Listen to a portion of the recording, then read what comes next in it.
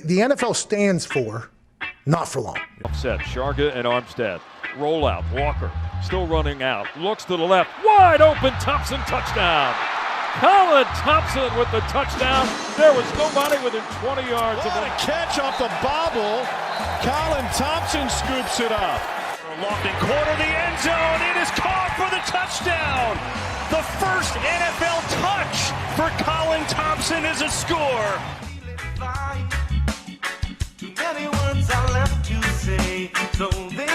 What's going on, everybody? Welcome back to another edition of the Colin Thompson Show, presented by Not For Long Media and brought to you by our friends over at the original Fudge Kitchen, fudgekitchens.com. They ship fudge and sweet treats across the country. Easter, 2 weeks, Jack.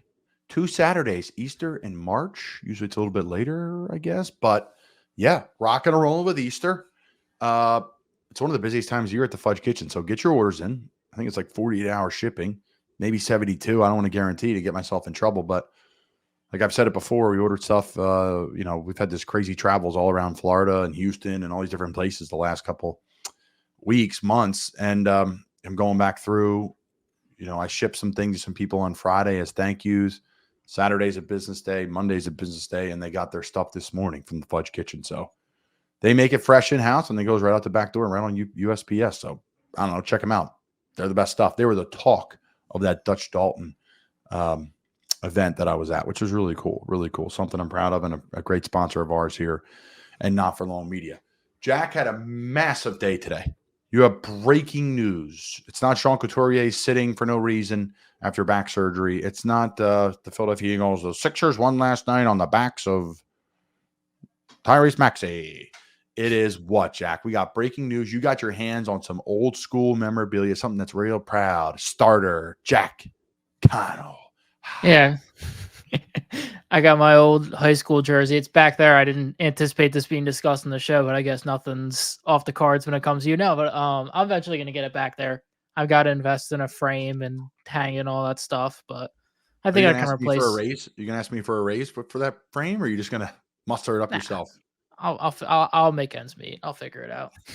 Sell off a couple of lawn items. Sell off a rake and a tractor. Hey, Dad, got him on the lawn. Spring's coming around. Might have a quick yard sale. Pop a few bucks. Yeah, you just out there with scissors one day. Your dad's like, "What are you doing?" Like, I sold the tractor. I needed a frame. They're not bad. I framed a couple of jerseys. I've got them as gifts. I have one behind me here. And, I was looking. They're like $50. Yeah. They're not between 50 and 100. Get yourself a good frame, Jack. Don't go to the cheapest frame on Amazon. Get yourself the medium range one. I think they're like 100 something. You had one jersey. You played. Take care of yourself, buddy. I know you really like to be, I don't want to say cheap, but you like to be money aware. We could say an ace is an ace. You're cheap as hell. This guy complains about popcorn prices and butter on a popcorn. Just, it's okay, buddy. It's okay. It's okay. All right, so new show. We're trying some new things, all in preparation for what's to come. First week of April, right? It's a new time of year for us here at Not For Long Media. New shows, new sponsors.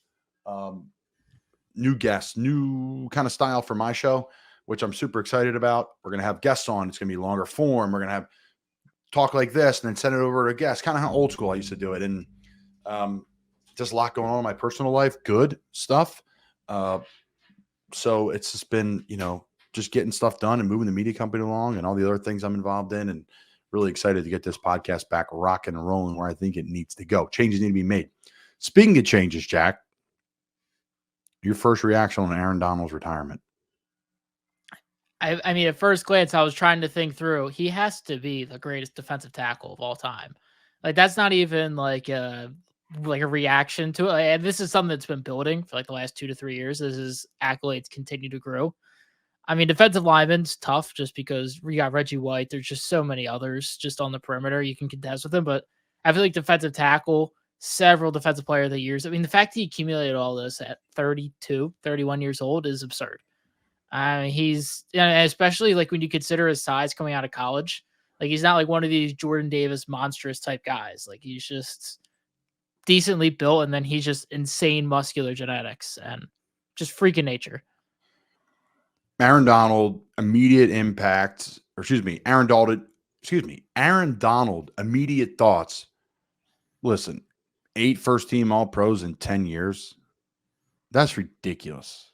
That's ridiculous. And in this era where, and any era, there's so many good players in this league, and you're first team all pro for 10 years, and you're dominant and you're shredded, and the workout videos and the way he's transformed his body from Pitt, where he still was like in great shape, but was like kind of college, where all were like chunky, like eating and drinking a lot and playing football.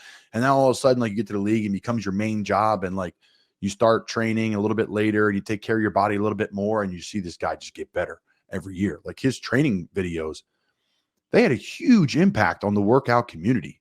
Like he was like the first guy filming himself training, for what I remember, at least. Like the photos were grainy, and it was like him like deflecting knives and doing drills, and like I'm doing like 10-yard sprints and some footwork stuff, and he's doing like this defensive line drill that lasts like 2 minutes. You're like, what the heck? Like the guy was life-changing that way, life-changing on the field. He may be, if not the best athlete to ever play that position. He really could have played defensive end and dominated. Like I think truly they put him at D tackle because he was shorter, stouter, and was able to get around guys easier because they're less athletic than a tackle.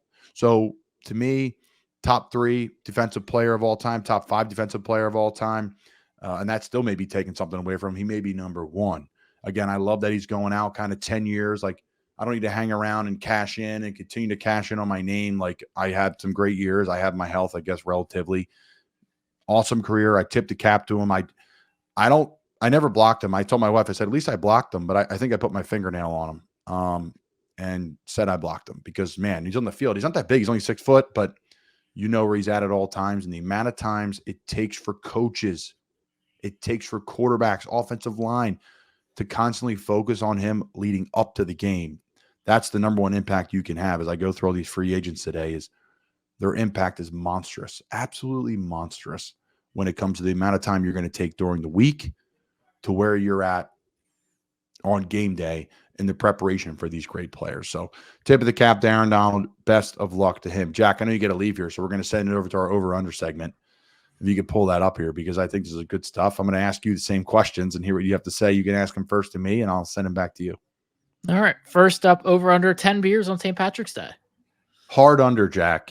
Hard under. Just 2 Guinnesses. I've been celebrating St. Patty's Day for the last 2 months now, traveling around Florida and doing a bunch of different things. Under 10 beers. Over under 10 beers for you, Jack, on St. Patty's Day. Flat 0. That's the easiest under of all time. You're a beast. You're a workaholic. I love the health. Do we have over under 7.5 wins for the Chicago Bears in 2024? Man, I'm going to take the over, but here's why I'm hesitant. Who they play. Detroit's really good. I think Minnesota, again, is going to be good. I think Green Bay is going to be good. The Bears are vastly improved. The addition of Sweat, middle of the season, the free agent acquisitions they've made are super impressive. We can get into all that stuff of what they've done and the veterans. I love Swift. I love Keenan Allen. I love Gerald Everett. Pryor's a veteran. Kevin Byard. So that's some super exciting stuff. But I'm going to go with the over on that, Jack. How about you? I'm easily going to take the over. I mean, you look outside of the division. I mean, usually with divisional, no matter how good or bad you are, you can hope to probably about split it. And then you just look, they have the Panthers, the Patriots, the Titans. They have... Yeah, they were fourth the last Colts year, are right? kind of down there. Commanders. They have a lot of gimme opponents outside of the division. Just the fact that they're going to have a really loaded offensive skill room. The offensive line's great as is. Caleb Williams, who will be the presumptive quarterback, is expected to be decent. You're not even looking at, you're slightly under 500 for this to hit. Absolutely. All right, Jack, what else we got? Over under 1.5 games sat by Sean Couturier. Yeah, so Sean Couturier today got healthy scratched. March 19th, captain of the Philadelphia Flyers, coming off of back surgery. He's had a really good first half of the season. The last, let's say 3/4 of the third part of the fourth part of the season, I should say. He's struggled. He's been tired. He's wearing down a little bit. I think they're going to sit him for 1 game. He's going to kick and scream. That's what Tortorella loves. He loves guys squirming, kicking and screaming and being pissed off. Then they usually come back, play great. And when Sean Couturier, Coots, plays great, they're really hard to beat, and he adds that dynamic scoring, playmaking abilities, big power forward through the center of the ice, a great defensive player as well. So, Jack, your thoughts? You think he sits 1.5? I think 2 meet? I can't tell you this day. You think the over hits or no? No, I'm going to say 1. And unfortunately, I have to run, but I'm going to give you my last 2 thoughts here. Over under half a game, 15 or 16 seed upset March Madness. I think that is an over. Okay. And over under 3.5 years until no more NCAA run in college football. What do you think? I'm going to say over. Okay. Yeah, to elaborate more on this Flyers point, Sean Couturier, captain, center, legendary Flyer, first-round pick back in the day, played with Danny Briere, who's the GM. Keith Jones called his games for years. He gets benched. Unheard of. But John Tortorella is ruthless. He plays no favorites. He is someone who holds guys accountable to the highest standard. Everybody says it, but he doesn't care. It's how your performance is. So Sean started the year great. A little bit after the All-Star game, struggled, kind of declining game, less ice time, like found his way on the fourth line. This is a top premier first line center working his way down. I think John Tortorella loves this. I think Coots, since one game, comes back kicking and screaming, complaining to the media. Tortorella and him get in an FU match, and then all of a sudden he's back on the ice, leading the team, doing exactly what John Tortorella wants him to do, playing physical, unloading the clip every night. Like, this is Torts. He's done this everywhere. Everybody complains about it, but you know what? The guy wins, and the method works, because usually they come back more pissed off, ready to go. So I see Coots sitting very quickly, a game, maybe 2, and then he's back into the lineup, and that rest is probably great for him anyways, because, hey, the guy's coming off multiple surgeries. Like, this isn't no joke. The guy took years off playing for back stuff. So I think Coots is a great player, and he'll be fine. I'll go with Jack. There's going to be an over here, 0.5 wins or more. I'll say 1 win or more, at least, I should say. The over-under is 0.5. I'm really struggling with this. There will be an upset, a 2 over a 15 or a 1 over a 16. I think there'll be an upset. And I put this in here, 3.5 years until the NCAA does not run college football anymore. I'm going to take the under. I think there's going to be so much money in college football now, the way NIL is involved. I've said it before. I'd get Kirk Herbstreit. I'd get some of the really smart people kind of in and around college football. I would try to stay away from coaches, maybe former coaches, current media. The current coaches, you get agendas involved in all that stuff, but people that are close to the game. I would talk to some people maybe in the NFL, big football business, and I would find a way to make this work, because it is not working. The product in the field's good. That's what matters the most. Because at the end of the day, when you turn the game on in October, to me, the product looks the same as it did in October 2012. My opinion. 2014, when I was playing college football, it looks the same.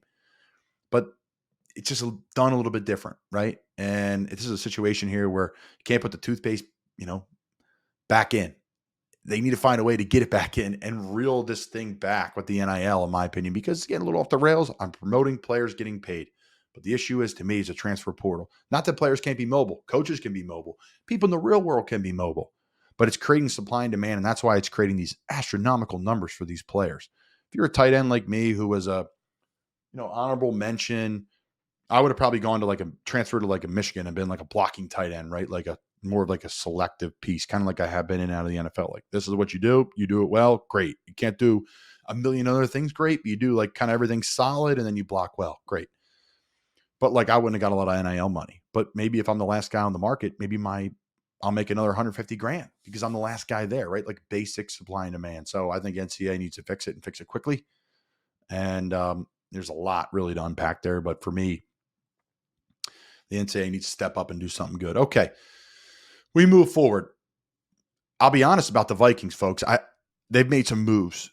They made some moves in free agency that I like. I love the Sam Darnold move. They've gotten rid of some some players that don't have to pay jet. I'm going to restart this because I am just stumbling over my words today. I love what the Vikings are doing so far. They have an open and kind of honest plan that's out there on how they want to go about their business. First and foremost, they've traded draft picks now to get 2 picks in the first round. Take a guess what they're doing with that. They'll be moving up for a quarterback, I would assume, right? Kirk Cousins gone, can't afford to pay him. Daniil Hunter's gone, can't afford to pay him. KJ Osborne's gone, can't afford to pay KJ, right? There's a lot of guys. A couple offensive linemen moved on.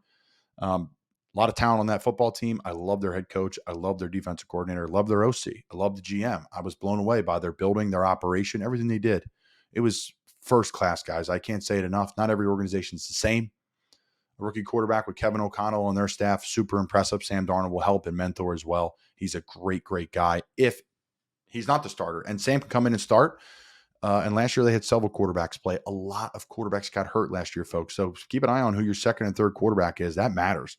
May not matter in the past, but now with the new rules where you can put a third guy on the active roster, it doesn't count against your against your game day roster. So technically, I think you can have 54 guys on the roster plus one for a quarterback.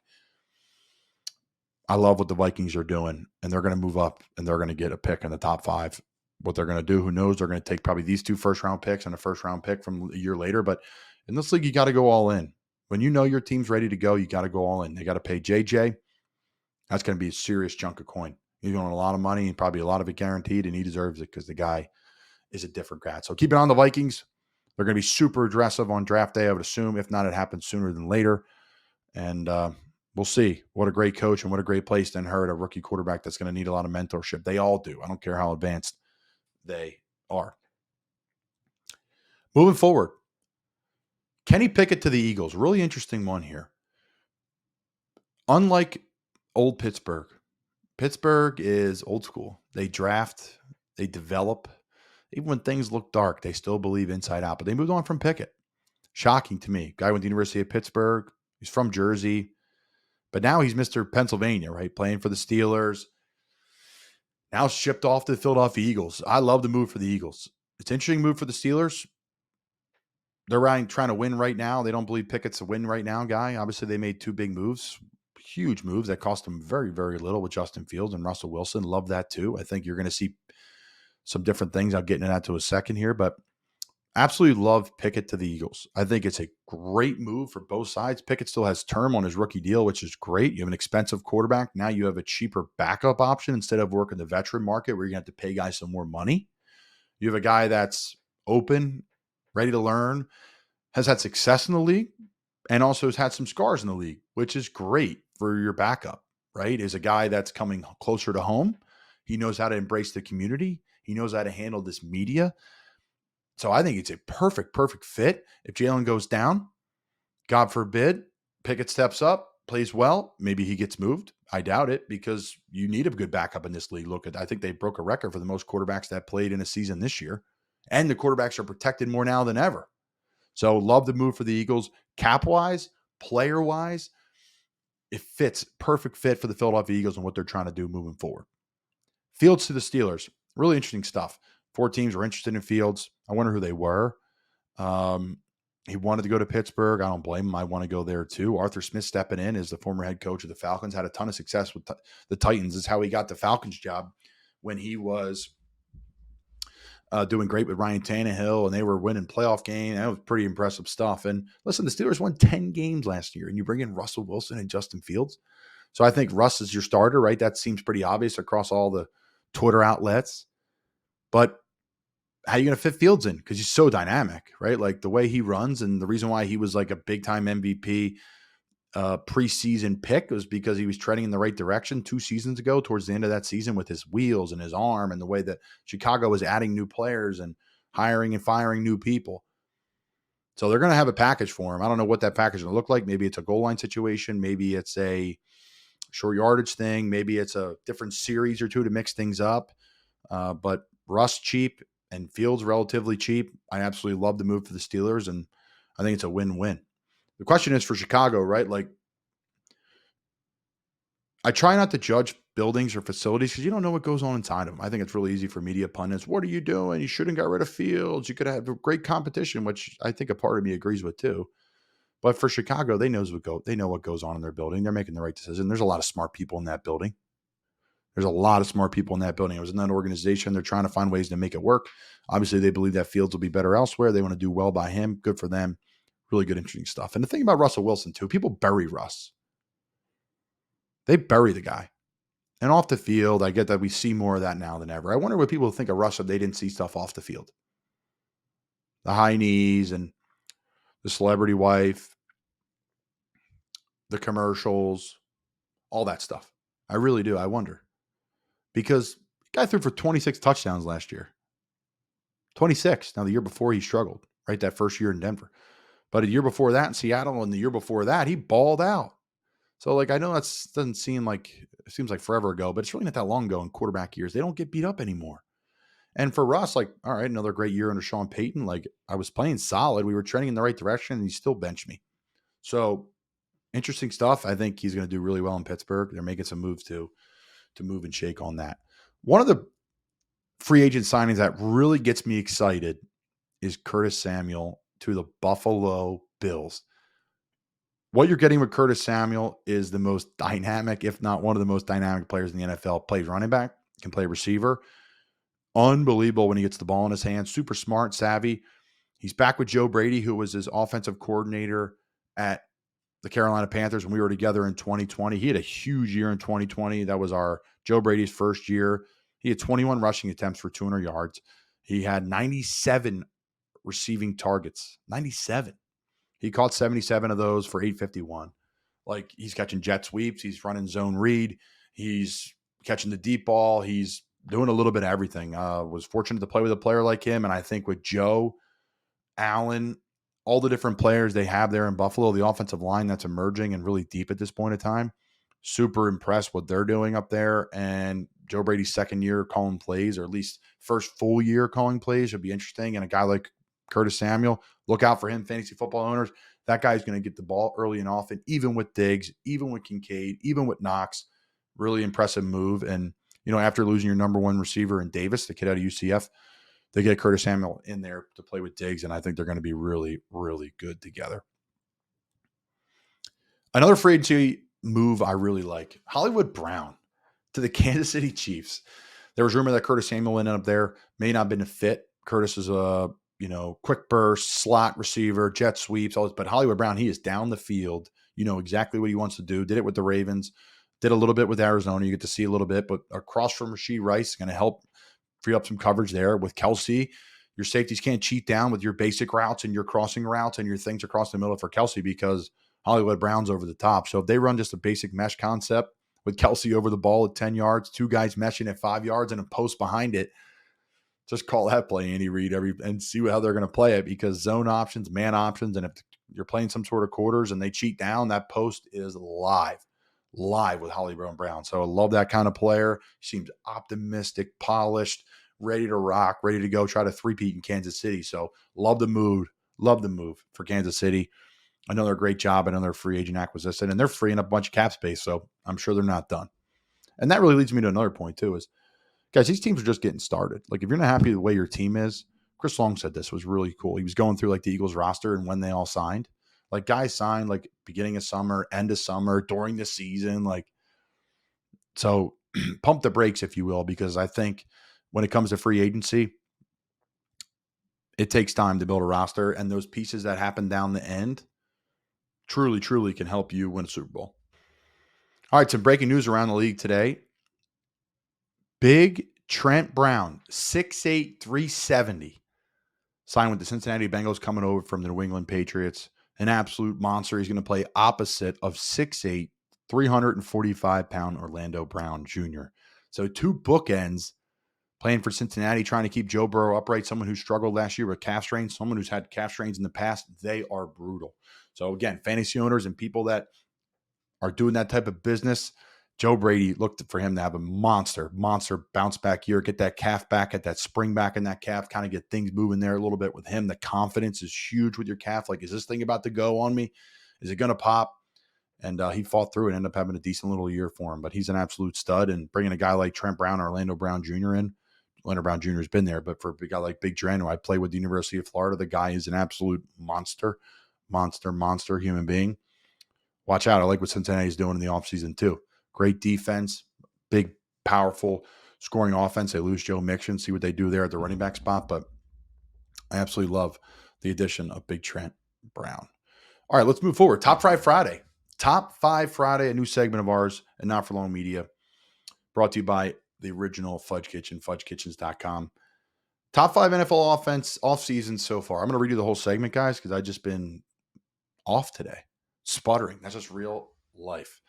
Top 5 Friday, brought to you by fudgekitchens.com. Fudge Kitchen, the original Fudge Kitchen. Check them out. All right, top 5 NFL off seasons for me so far. All right, guys, I'm going to start with the Steelers. I really like what the Steelers have done. Obviously, big news at the quarterback position for them, right? You're going to bring in, Russell Wilson, Justin Fields. I think Van Jefferson's a really good depth piece after you moved on from one of your receivers. Patrick Queen was an absolute stud for the Ravens, so I like what they did there. And then Killebrew's good. Deshaun Elliott's good. And then Dante Jackson, the cornerback, who was a part of the trade. I love Dante. I play with Dante with the Carolina Panthers. This guy is tough. This guy is smart. He's had some injuries throughout his career, but this is a really number 1, number 2 corner in this league. If he could stay healthy and produce at a high level, the guy is a beast at LSU. So number 5, I like the Pittsburgh Steelers. All right, guys, number 4 for me, it's the Bears. I really like what the Bears did. Let's just go back to what they did with Sweat. Bringing in Sweat, the impact. Everyone's freaking out. You traded this and you signed him the whole 9. You lost a lot of capital trying to bring in a player. Well, his impact was crazy when he came into the Bears. And he was a huge part of turning their season around. I love the Kevin Byard addition. Bring in Pryor, veteran offensive lineman. They bring in some other offensive linemen. They moved on for some too, some veterans there. Gerald Everett, the tight end, Keenan Allen, DeAndre Swift. So they're adding some juice. They're being really selective on who they're bringing in. They're signing some term to some older players. They're trying to win now. That division is really strong with Detroit, Minnesota, Green Bay, right? Teams that are trending in a pretty good direction, even though some big free agents have left that division, like Kirk Cousins, Danielle Hunter with the Vikings. So I like what the Steelers are doing. I'm going to put the Steelers at 4. All right, for me, the Texans are 3. I'm excited about the Texans are doing. Part of it for me is like already what they have, the different things are going. Like, okay, we have the owner in place, we have the GM in place in Caserio. We have a head coach in D'Amico Ryans that's done some really good things. We have a quarterback that had a massive, massive rookie year. And then to support him, you bring in Joe Mixon, Noah Brown, Dalton Schultz, you re-sign him. Danielle Hunter, one of the best, if not the best pass rusher in the NFL. Al Shahir, really good player. Desmond King, a veteran that's done a lot of good things. Tommy Townsend, a really, really good punter too. I know Tommy. So I like what they're doing. A lot of really fun acquisitions for them. And they're a team that's trending in the right direction with a ton of draft capital, all from that Deshaun Watson stuff from years and years ago. So love the direction of the Titans. They're coming in at 3 for me. Excuse me, the Texans. Philly. The Philadelphia Eagles coming in at number 2. Really like what they're doing. First and foremost, Saquon Barkley. For all the hate out there about this guy with injuries, guys, every single player gets injured in the NFL. It's a 100% injury rate. Saquon Barkley is an absolute dynamic and game-changing football player that literally can't be measured. People are like, oh, he's viewed in the same eyes as some of the top running backs in the league. That's crazy. Yeah, no shit. The guy's a monster. Have you seen him? And you see how he plays? You see his passion? He was the New York Giants offense. Like, everything they did was through him. Now in Philly, with all the weapons they have on the outside, tight end, offensive line, quarterback, he's not going to have to be the main man. He's going to run through gaping holes because the way Eagles run a spread offense, and when he gets past the linebackers, he's gone. It's not getting tracked down by safeties. He's going up over you, through you. So the Saquon Barkley hate is crazy to me. He gets injured. Yeah, so does every player. So I love the Saquon Barkley ad. I love the Devontae Parker ad. I think with a fresh start with him, he's going to be your third wideout. This guy was a premier player and paid like a premier player. Matt Hennessy from the Temple. I've talked about him on my show before. I think he's a really, really good offensive lineman in this league. He could potentially become a starter there with Jason Kelsey on his way out. Bryce Huff, guy does not get enough credit for how good he is, how dynamic of a pass rusher he is. This guy is elite. He's got elite bend, elite speed. Hold on, Eagles fans. You're going to fall in love with this guy. Love Devin White.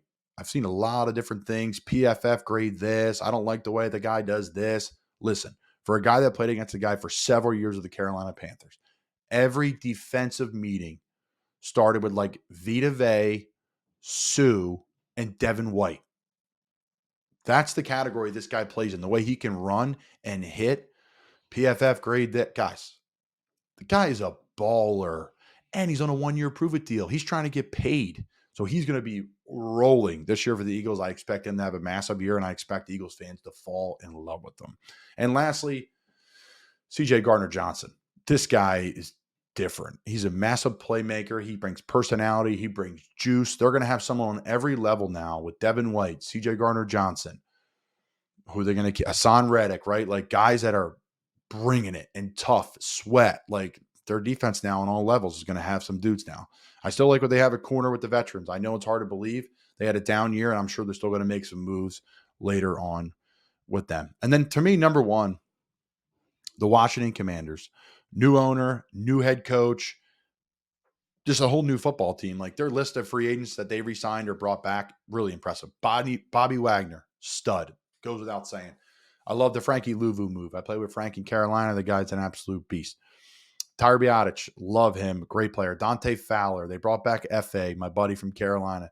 They bring in a vet like Jamison Crowder, Austin Eckler, Cleveland Farrell, former top pick, a new home for him there. Veteran kicker, Brandon McManus, Jeremy Chin, right? Like these guys are proven players in the NFL. That's going to add some veteran depth. And I think Dan Quinn, shout out to Dan Brown. I am all over the place today. Dan Quinn is really going to do a nice job getting the most out of the players that are already there and then getting the most out of these free agents that he's bringing in, that he's handpicking to be a part of the team moving forward. So there's my top 5 Friday. Hope you guys enjoy. To wrap things up, I'm going to go Steelers, Bears, Texans at 3, Eagles at 2, Washington at 1. I think the Jets have done some nice things too, bringing in Moses and Smith. Like this doesn't have to be like the biggest booms, but I just think what they did for the fit was really interesting there as well.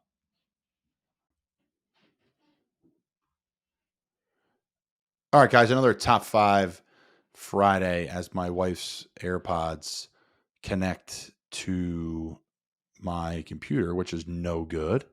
I'm going to find a way to get these off. Stand by. All right, guys, appreciate you standing by there.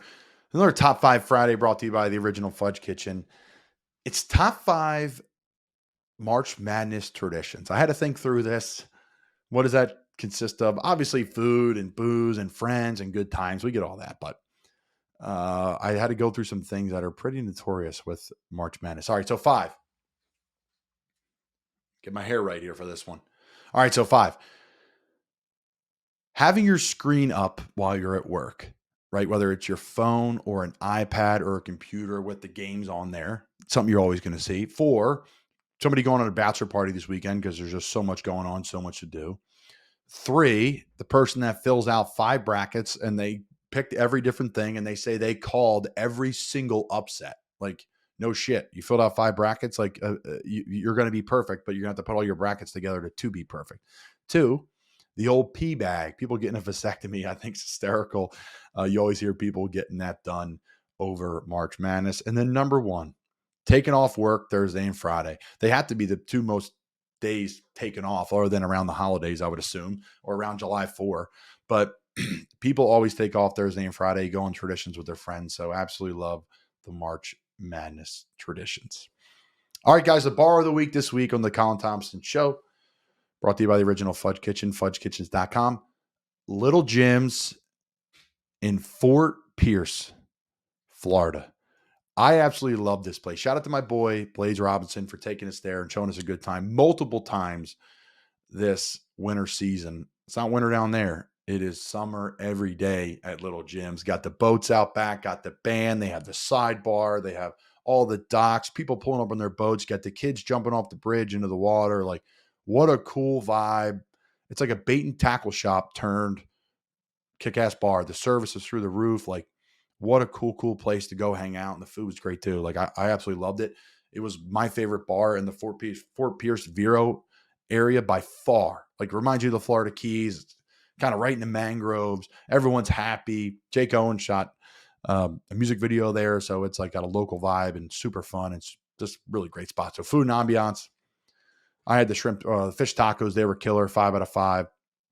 The ambiance, can't beat it being right on the water. Service was great. Bartenders were hustling their ass off. So 5 out of 5. I didn't even notice the TV. So we'll go 3 out of 5 there. Too much fun going on. No time to watch TV. And then you don't even need them there either. So I shouldn't even deduct points for that. And then cold beer. They were in ice. So you know what that is. That's a 5 out of 5 for the bar of the week this week on the Colin Thompson Show. Little Jim's. Check it out. Fort Pierce. Kind of off the beaten trail. You got to go find it. But a great spot to hang out and have a couple cold beers on the weekend. All right, guys. New segment. Simply the best. Simply the best. What's the best thing I saw this week? Listen. I think one of the coolest things I saw wasn't this week, but Jason Kelsey thanking his band director, thanking his music teacher, essentially, like for all the kids out there that are like, I got to play football. I got to be focused on football alone.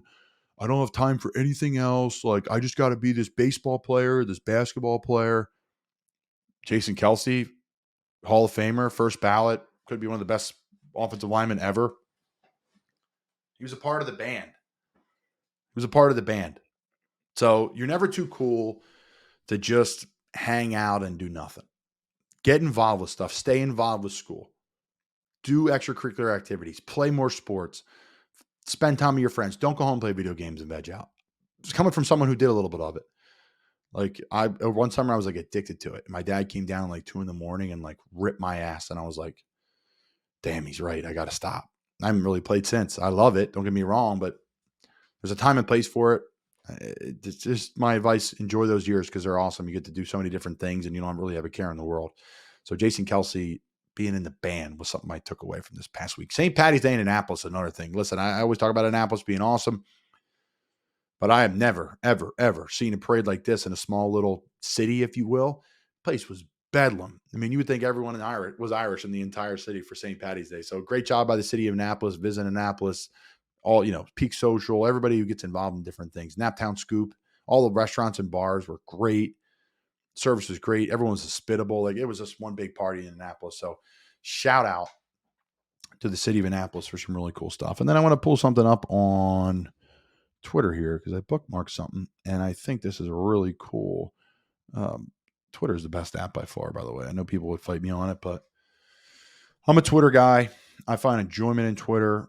I like how I can filter who I see and what I can't see. Now everyone else hijacks what you do.